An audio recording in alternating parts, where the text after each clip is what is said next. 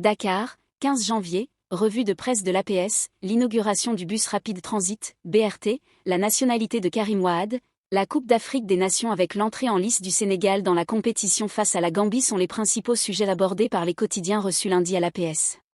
Le Soleil met en exergue l'inauguration du bus rapide transit, BRT, par le chef de l'État qui salue un saut qualitatif vers le Sénégal moderne.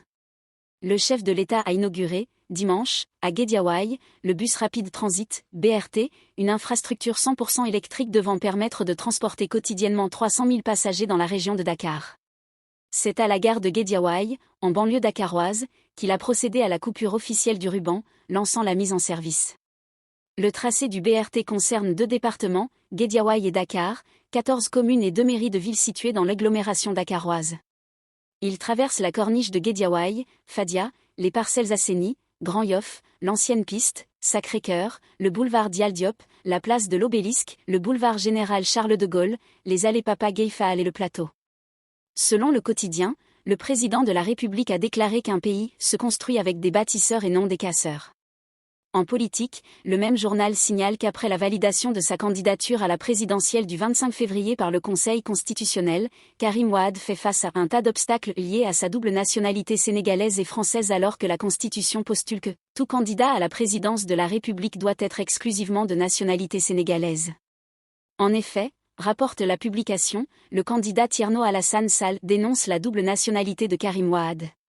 Toutefois, selon toujours le quotidien, les alliés du fils du président Abdoulaye Wade assurent qu'il a renoncé à sa binationalité. Le quotidien Busby estime que Karim Wade risque d'être le premier candidat à voir sa course vers cette présidentielle freinée par une question de double nationalité. Se fondant sur son droit de réclamation contre tout candidat retenu par le Conseil constitutionnel, Thierno Alassane Sall a soulevé hier l'obstacle de la supposée nationalité française pouvant se dresser contre la candidature de l'héritier du Parti démocratique sénégalais, PDS, rapporte le journal. Pour Walf Quotidien, c'est devenu un véritable arlésienne. Le débat sur la nationalité ou la double nationalité de Karim Wade refait surface, comme c'est le cas depuis l'avènement de son père au pouvoir, souligne Walf. Enquête parle de « retour du serpent de mer ». Dans les Échos, la coalition Karim 2024 soutient que M. Wade a renoncé à sa nationalité française. Toutes les formalités ont été faites et cela a été acté par les autorités françaises. Soulever ce débat, c'est l'expression d'une méprisable discrimination ou d'une xénophobie, estime-t-elle. En sport, les quotidiens mettent en exergue la Coupe d'Afrique des Nations avec l'entrée en lice de l'équipe du Sénégal dans la compétition cet après-midi face à la Gambie. L'équipe nationale du Sénégal va entrer dans cette 34e édition de la CAN avec un derby contre la Gambie à 14h GMT au stade Charles-Konan Banny de Yamoussoukro.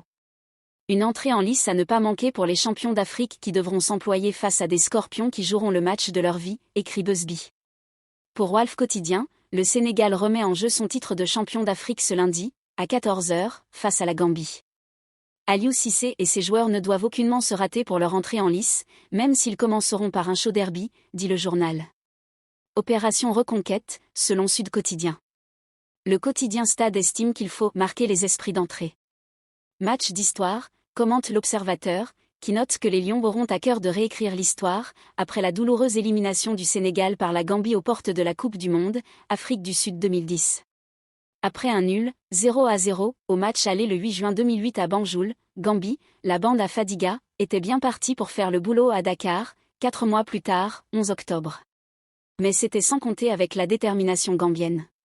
Le Sénégal avait pris les devants sur une réalisation de Kader Mangane, avant que Aziz Niang, auteur du but égalisateur, ne brise tout espoir des Lions de jouer ce mondial. Une douloureuse élimination qui a provoqué la colère des supporters qui ont saccagé les alentours du stade Léopold Sédar Senghor et brûlé partiellement le siège de la Fédération sénégalaise de football, rappelle l'Obs. Abonne-toi, pour plus de contenu.